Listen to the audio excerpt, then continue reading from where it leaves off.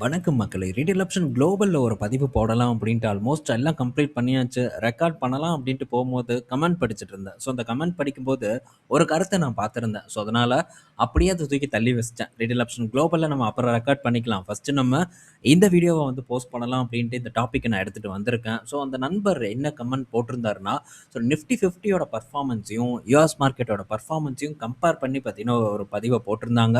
So Nifty 50 கடந்த 2 வருடமா பெருசா பெர்ஃபார்மன்ஸே இல்ல. இந்தியா மார்க்கெட் அவ்வளோதானா அப்படின்னு வந்து கேட்டிருந்தாரு. அதே நேரத்தில அமெரிக்க மார்க்கெட்டோட பெர்ஃபார்மன்ஸ் டாப் டக்கரா இருக்கு. ஸோ நல்ல ஒரு பெர்ஃபார்மன்ஸ கடந்த 2 வருடத்தில குடுத்திருக்கு. ஸோ யுஎஸ் மார்க்கெட் பெட்டர் அப்படிங்கிற மாரி ஒரு கருத்த நான் பார்த்திருந்தேன். ஸோ அத பற்றி நம்ம பேசுவோம். ஏன்னா நம்ம நாட்டில நிஃப்டி 50ல தொடர்ந்து சிட் பண்றதுக்கு பல பேர் இருக்காங்க. தொடர்ந்து கண்ண மூடிட்டு நிஃப்டி 50ல சிப் பண்ணிட்டே தான் இருக்காங்க. ஒரு 12% ரிட்டர்ன் கிடைக்கும். ஒரு 13% ரிட்டர்ன் கிடைக்கும் அப்படின்ட்டு எப்பவுமே பார்த்தீங்கன்னா, நிஃப்டி 50ல சிப் பண்றாங்க. இதுக்கு முதன்மையான காரணம், ஸோ நம்ம பெருசா வந்து இதில எ என் ஒரு மெனக்கெட வேண்டிய ஒரு அவசியம் இல்ல. அதே நேரத்தில ஸோ நிஃப்டி 50 ரொம்பவே ஒரு பாதுகாப்பான ஒரு இடம். எக்ஸ்பென்ஸ் ரேஷியோ ரொம்ப வந்து கம்மி.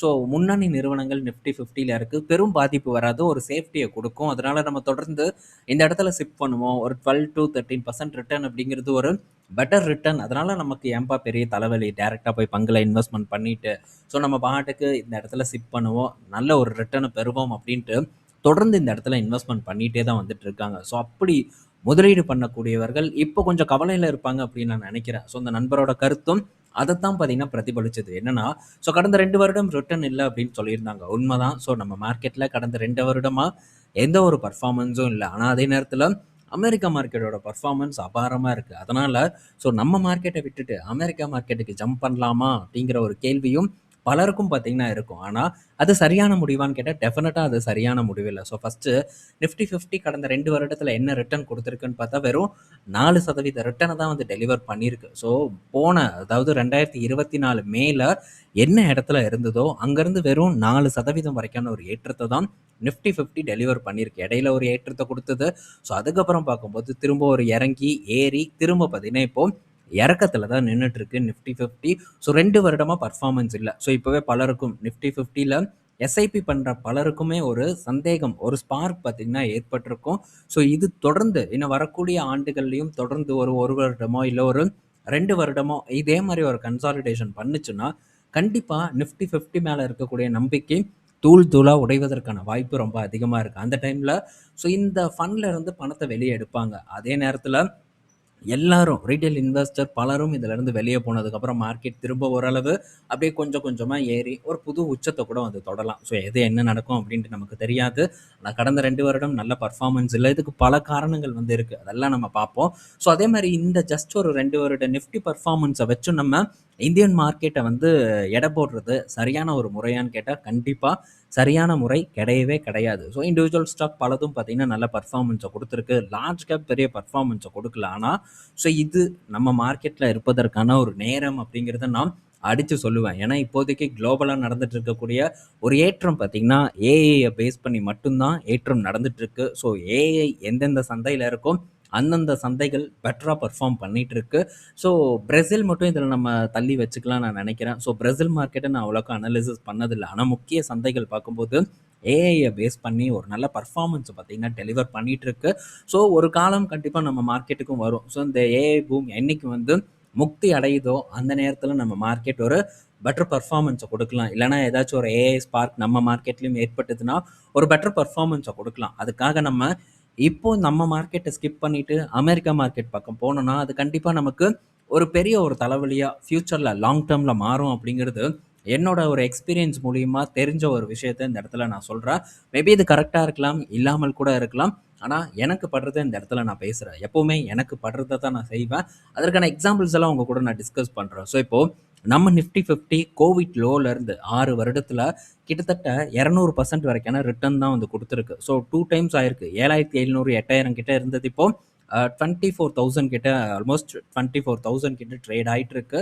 கரெக்ட்டா பார்த்தீங்கன்னா 2 டைம்ஸ் ரிட்டர்ன் வந்து நமக்கு நிஃப்டி 50ல கடந்த 6 வருடத்துல வந்து கிடைச்சிருக்கு. ஆனா, அதே நேரத்துல நாஸ்டாக் எடுத்து நம்ம பார்க்கும்போது, ஒரு 360% வரைக்கான ஒரு ஏற்றத்த பார்த்தீங்கன்னா, நாஸ்டாக் டெலிவர் பண்ணியிருக்கு. அது மட்டும் இல்ல, கடந்த 2 வருடத்துல மட்டும் ஒரு 67% வரைக்கான ஒரு ரிட்டர்னா நாஸ்டாக் வந்து புரொவைட் பண்ணியிருக்கு. அதுவும் ரீசென்ட்டா ஒரு 2 மாதத்துல மட்டுமே பார்த்தீங்கன்னா, பெரிய அளவுக்கான ஒரு ஏற்றம். கிட்டத்தட்ட 8000 பாயிண்ட்ஸ் வரைக்கான ஏற்றம். கடந்த 2 மாதம், ஒரு 3 மாதம்னு எடுத்துக்கலாம். ஸோ ஒரு 2, 3 மாதத்துல நாஸ்டாக் வந்து டெலிவர் பண்ணியிருக்கு.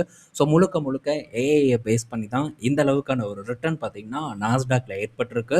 ஸோ இப்போ நம்ம மார்க்கெட்ட விட்டுட்டு நாஸ்டாக்ல தொடர்ந்து சிப் பண்ணலாம் அப்படின்ட்டு நம்ம போனோம்னா, அது தவறா முடிவதற்கான வாய்ப்பு இருக்கு. ஸோ இந்த ஏஐ பபிள் பற்றி உங்க கூட நான் டிஸ்கஸ் பண்றேன் அப்படின்னு சொன்னேன்.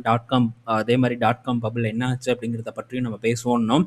அத பேசும்போது இன்னும் வந்து உங்களுக்கு தெளிவான ஒரு முடிவு வந்து கிடைக்கும் அப்படிங்கிறது என்னுடைய ஒரு கருத்து. ஸோ டெஃபினட்டா அத பற்றியெல்லாம் நம்ம டிஸ்கஸ் பண்ணுவோம். ஸோ எப்பவுமே ஒரு மார்க்கெட் வந்து ஒரு பெட்டர் பெர்ஃபார்மன்ஸ் பண்ணும்போது, அத நம்ம ரஷ் பண்ணி போறதுல பெரிய ஒரு சுவாரஸ்யம் இருக்காது. அதே மாரி அது ஒரு பெரிய பலனையும் வந்து நமக்கு குடுத்துறாது.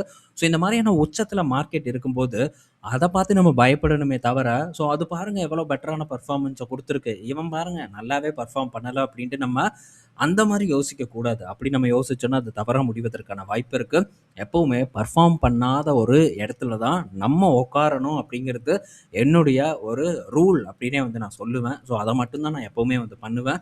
ஸோ இப்போ இதுக்கு முன்னாடி மார்க்கெட் அதாவது யுஎஸ் மார்க்கெட் பெர்ஃபார்ம் பண்ணாதப்ப நம்ம அ நான் இந்த நாஸ்டாக் இண்டெக்ஸ பத்தி டிஸ்கஸ் பண்ணியிருக்கோம். பலமுறை வந்து டிஸ்கஸ் பண்ணியிருக்கோம். அதே மாரி நம்ம நிஃப்டி 50 சிப்ப பத்தி என்னைக்குமே டிஸ்கஸ் பண்ணதில்ல. நம்ம மார்க்கெட்ல நிஃப்டி 50ல தொடர்ந்து சிப் பண்ணலாம் அப்படிங்கிற ஒரு கான்செப்ட்டே எனக்கு இல்ல.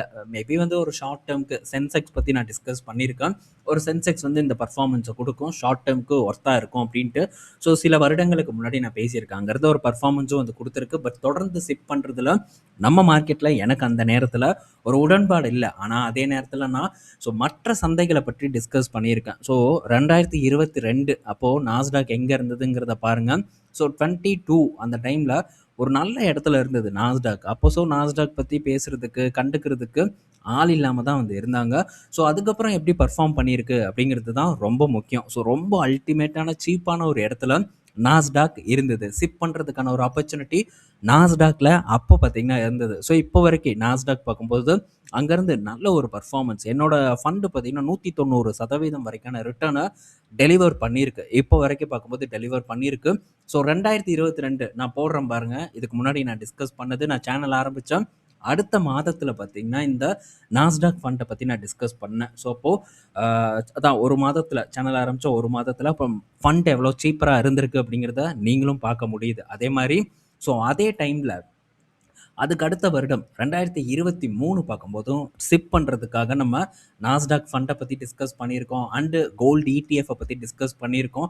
அதோட ஒரு ஸ்கிரீன்ஷாட் நான் வீடியோ போட்ட இதையும் நான் போடுறேன். அதையும் செக் பண்ணி பாருங்க. அதுக்கு அடுத்தது அக்டோபர் மாதம், செப்டம்பர் மாதத்துக்கு அடுத்தது அக்டோபர் மாதம். தொடர்ந்து பார்த்தீங்கன்னா, இத நான் ரிமைண்ட் பண்ணிட்டே தான் இருந்தேன். நான் என்ன பண்றேன் அப்படிங்கிறத. இதுல கூடவே சேர்ந்து சைனா மார்க்கெட்ட பற்றியும் நம்ம டிஸ்கஸ் பண்ணோம். ஹாங்செங் பீஸ் அண்ட் நாஸ்டாக் இத பற்றியும் நம்ம பேசியிருந்தோம். ஹாங்செங் பீஸ் 2023ல எந்த லெவல்ல இருந்தது அப்படிங்கிறதையும் நீங்க கண்டிப்பா வந்து செக் பண்ணி பார்க்கணும்.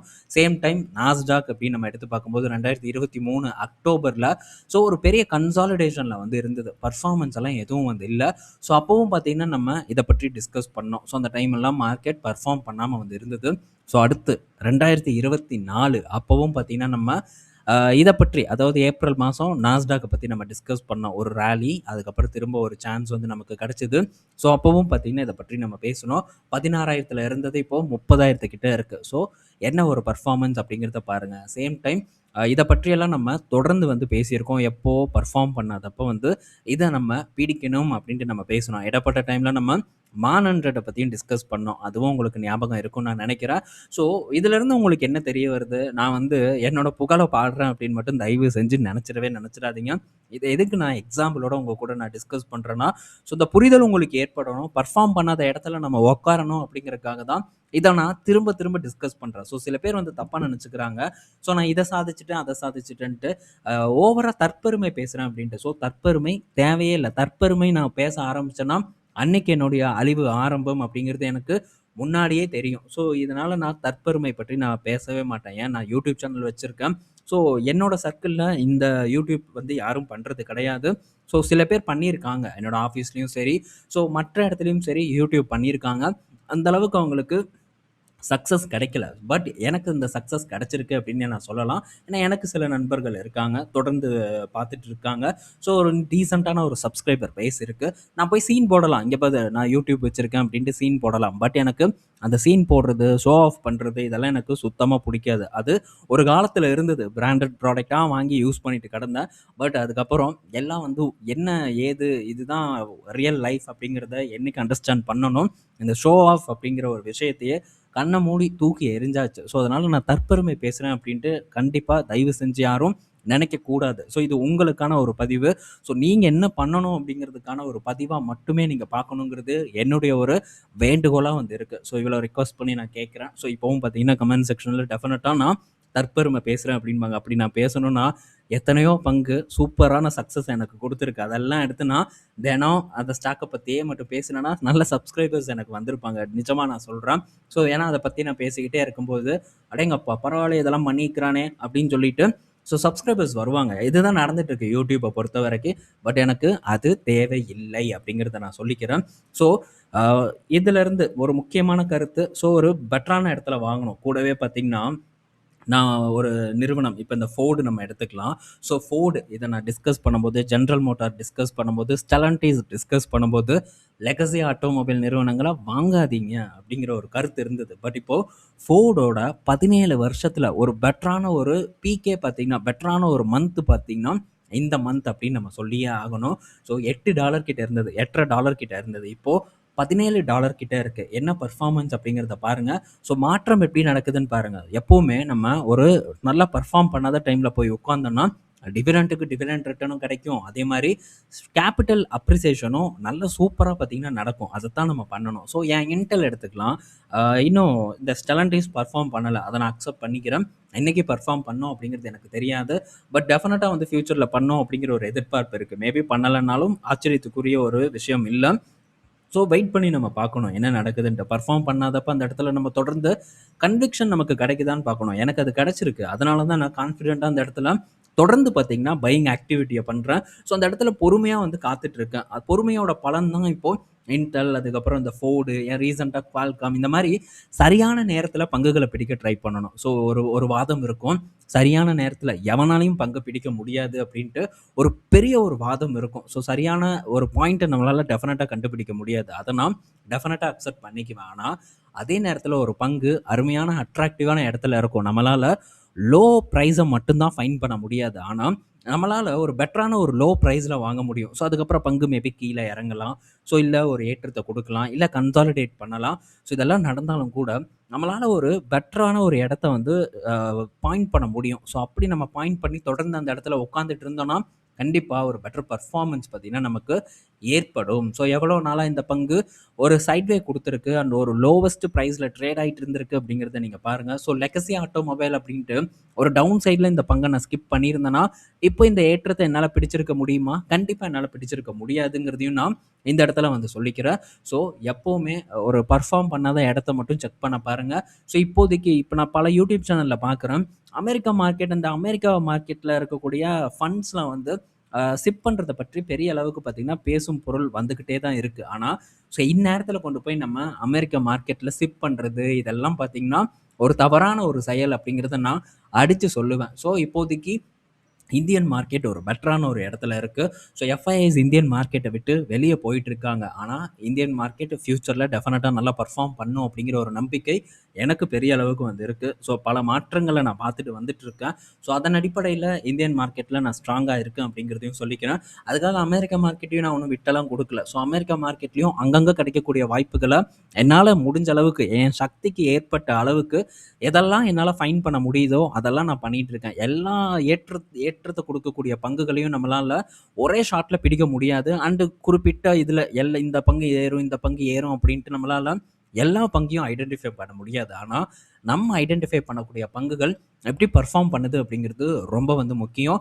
ஸோ அப்படி நம்ம நல்ல நல்ல ஆப்பர்ச்சுனிட்டிஸை பிடிக்க ட்ரை பண்ணலாம். இன்னும் நிறைய ஆப்பர்ச்சுனிட்டிஸ் இருக்கும். பட் நம்மளால என்ன பண்ண முடியுமோ, நம்ம ஒன்றும் ஒரு பெரிய கார்ப்பரேட் இல்லை, ஒரு பெரிய நிறுவனம் இல்லை, ஒரு 100 அனலிஸ்ட் நம்ம ஆஃபீஸில் உட்காந்து நமக்கு வேலை செஞ்சு கொடுக்கறது இல்லை. அத்தனையும் நம்ம நம்மளுடைய சொந்த உழைப்பில் வந்து பண்ணிட்டு இருக்கோம். ஸோ நம்ம சக்திக்கு என்ன பண்ண முடியுமோ அதை டெஃபினட்டாக நம்ம பண்ணுவோம். ஸோ அதுக்கு உண்டான ஒரு வளர்ச்சி நமக்கு கிடைக்கும் அப்படிங்கிறத நான் இப்போ சொல்லிக்கிறேன். ஸோ லாஸ்ட் குளோபல் மார்க்கெட், அதாவது குறிப்பாக யுஎஸ் மார்க்கெட்டில் குவால்காம் ஸோ சரியான ஒரு நேரம் தெரிஞ்சுதான், சரியான ஒரு நேரத்தில் ஒரு பெட்டர் பர்ஃபார்மன்ஸ் கொடுத்தது. பட் இதோட லோ $122. பட் இந்த $122 நான் பிடிக்கல. ஸோ அரௌண்ட் ஒரு 146 148 கிட்ட வந்து நான் பிடிச்சேன். இப்போ என்ன பர்ஃபார்மன்ஸ் கொடுத்துருக்கு. ஸோ பிடிச்சதுலேருந்து தொடர்ந்து இந்த பங்கு ஒரு ஏற்றத்தை மட்டும்தான் டெலிவர் பண்ணியிருக்கு. ஸோ மைக்ரோசாஃப்ட் அதே சமயத்தில் நான் பிடிச்சதுக்கப்புறம் இந்த பங்கு கீழேயும் இறங்குச்சு. அரௌண்ட் ஒரு $360 வரைக்கான ஒரு இறக்கத்தை மைக்ரோசாஃப்ட் போஸ்ட் பண்ணுச்சு. இப்போ என்ன நடந்திருக்கு, $450 கிட்ட இருக்கு. லாஸ்ட் ட்ரேடிங் செஷனில் ஒரு 5% வரைக்கான ஒரு ஏற்றத்தை மைக்ரோசாஃப்ட் பார்த்தீங்கன்னா டெலிவர் பண்ணியிருக்கு. ஸோ இதுலேருந்து நமக்கு தெரியும். ஸோ சில பங்கு நம்ம பிடிச்சதுக்கப்புறம் ஒரு இறக்கத்தை கொடுக்கும், சில பங்கு அதுக்கப்புறம் ஒரு பெட்டரான ஒரு பர்ஃபார்மன்ஸும் வந்து கொடுக்கும். ஸோ இந்த பங்குகளை பற்றியெல்லாம் நான் இதுக்கு முன்னாடி டீட்டெயில்டாக நான் ஃபோக்கஸ் பண்ணும்போது என்ன ரீசன், ஏன் ரீசன் அப்படிங்கிறதெல்லாம் தெளிவாக வந்து பார்த்துருப்போம், பேசியிருப்போம். ஸோ இந்த மாதிரி பர்ஃபார்ம் பண்ணாத இடத்துல ஆப்பர்ச்சுனிட்டியை தேடுறதுக்கு நம்ம முடிஞ்ச அளவுக்கு ட்ரை பண்ணணும் அப்படிங்கிறது என்னோட ஒரு கருத்தாக வந்து இருக்குது. ஸோ ஆல்மோஸ்ட் பார்த்தீங்கன்னா எல்லாம் டிஸ்கஸ் பண்ணியிருக்கேன். ஸோ நம்ம மார்க்கெட்டை பற்றியும், நம்ம மார்க்கெட்டில் இருக்கக்கூடிய ஆப்பர்ச்சுனிட்டிஸை பற்றியும், குளோபல் மார்க்கெட் யூஎஸ் மார்க்கெட்டை பற்றியும் நம்ம தெளிவாக பேசியிருப்போம். எது பெட்டர் அப்படிங்கிறது லாங் டேர்முக்குங்கிறதையும் நம்ம டிஸ்கஸ் பண்ணியிருப்போம் அப்படின்னு நான் நினைக்கிறேன். ஸோ இப்போது நேற்று நம்ம மார்க்கெட்டில் எஃப்ஐஐஸோட செல்லிங் பெருசாக இருந்தது. ஸோ பெரிய அளவுக்கு வேல்யூ காட்டுச்சு. ஸோ நண்பர்கள் பதிவு போட்டிருந்தாங்க எம்எஸ்சிஐயோட ரீபேலன்சிங் அப்படின்ட்டு. ஸோ அதையும் நான் போய் செக் பண்ணி பார்த்தேன். ஸோ இப்போது இதில் ஒரு செய்தி இருக்குது, இதையும் வந்து பார்த்துருவோம், ஏன் பார்க்காம போகிறது. இந்த எம்எஸ்சிஐயில் பல பங்குகள்லேருந்து கொஞ்சம் வெளியே போயிருக்காங்க. குறிப்பாக லார்ஜ் கேப் பங்குகளில் இவங்க எக்ஸிட் பண்ணியிருக்காங்கங்கிற தகவலும் நமக்கு கிடச்சிருக்கு. ஸோ இப்போது எம்எஸ்சிஐ பார்க்கும்போது 2024 தொடர்ந்து வித்துட்டு வந்துட்டு இருக்காங்க. ஸோ அந்த டைமில் 21% கிட்ட இருந்தது, இப்போ வெறும் 11% கிட்ட வந்துருக்கு. சேம் டைம் மற்ற மார்க்கெட்டில், குளோபல் மார்க்கெட்டில் இங்கே Taiwan and America and China, so south Korea போன்ற மார்க்கெட்டில் இவங்களுடைய பங்குகள் ஏறிட்டே தான் இருக்குது. ஸோ அமெரிக்காவை விட்டுடலாம். எமர்ஜிங் மார்க்கெட் அப்படின்னு பார்க்கும்போது சைனா மார்க்கெட் இருக்குது, தைவான் மார்க்கெட் இருக்குது, சவுத் கொரியா மார்க்கெட் இருக்குது. தைவான் முழுக்க முழுக்க ஸோ இந்த டிஎஸ்எம்சியே பார்த்தீங்கன்னா பெரிய அளவுக்கு ஒரு வெயிட்டேஜ் கொடுக்குது. ஸோ அதோட பர்ஃபார்மன்ஸ் மார்க்கெட்டை லிஃப்ட் பண்ணியிருக்கு. ஸோ நெக்ஸ்ட் பார்த்தீங்கன்னா சைனா மார்க்கெட். ஸோ சைனா மார்க்கெட்டில் என்ன வேணும் உங்களுக்கு, இந்த விஜய் ஒரு படத்தில் அந்த ஒரு ப்ரொடியூசர் வந்து சொல்லுவாங்க, ஆக்ஷன் வேணுமா ஆக்ஷன் இருக்குது, காமெடி வேணுமா காமெடி இருக்குன்ட்டு அப்படின்ட்டு சைனாவில் எல்லாமே வந்து இருக்குது. ஸோ ஆட்டோமொபைல் செக்டார் சிறந்த பர்ஃபார்மன்ஸை கொடுத்துட்ருக்கு. அதே மாதிரி ஏஐ சிப்பு, அதுக்கப்புறம் இந்த ஏஐ மாடல்ஸ், சாட் ஜிபிடிக்கு ஆப்போசிட்டாக டீப்சிக் விட்டாங்க.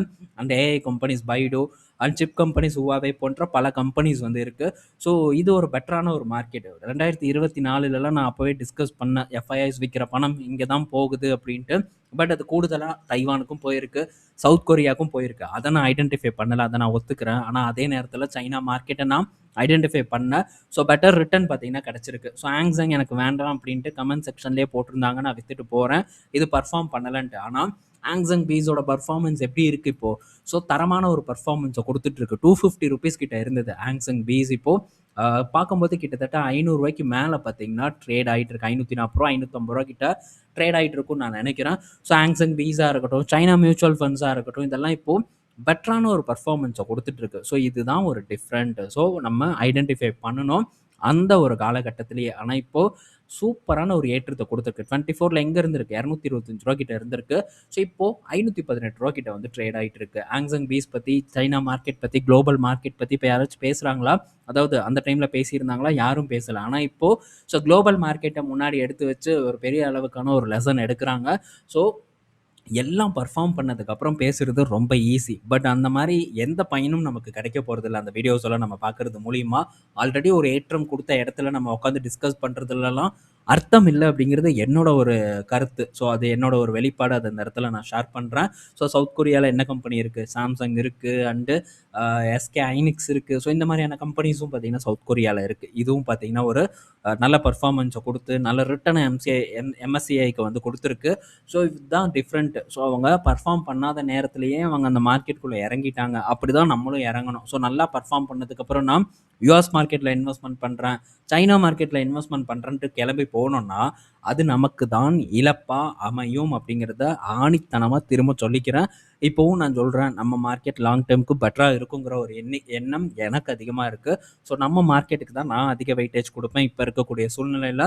சைடில் so China SIP and US மார்க்கெட்டில் சில இண்டிவிஜுவல் ஸ்டாக்கில் நான் ஆப்பர்ச்சுனிட்டியை பார்ப்பேன். இது என்னுடைய ஒரு நிலைப்பாடு. ஸோ பெரும்பாலும் நம்ம பல பங்குகளை பற்றி பேசியிருப்போம், பல மார்க்கெட்ஸை பற்றி டிஸ்கஸ் பண்ணியிருப்போம். ஜஸ்ட் நம்ம ஊரில் இருக்கக்கூடிய ஸ்டாக்ஸை மட்டும் பற்றி டிஸ்கஸ் பண்ணாமல், இல்லை அமெரிக்கா ஸ்டாக்ஸை டிஸ்கஸ் பண்ணாமல், ஸோ ஓவராலாக நம்ம பார்த்துருப்போம். ஸோ ஓவராலாக புரிதல் இருக்குன்னு நான் நினைக்கிறேன். எங்கே நம்ம என்ன நேரத்தில் முதலீடு பண்ணணும் அப்படிங்கிற புரிதல் ஏற்பட்டிருக்குன்னு நான் நினைக்கிறேன். பல எக்ஸாம்பிள்ஸ் இந்த இடத்துல நான் ஷேர் பண்ணியிருக்கேன். ஸோ நம்ம தான் பேசணும், நம்ம பேசினா தான் கண்டிப்பாக அந்த புரிதல் ஏற்படும் நண்பர்கள் இடையில் அப்படிங்கிறது என்னோட கருத்து. நான் பாட்டுக்கு கசகசன்னு பேசிகிட்டு இருக்கேன், வீடியோவோட லென்த் எங்கேயோ போயிருக்கும் அப்படின்னு நான் நினைக்கிறேன்.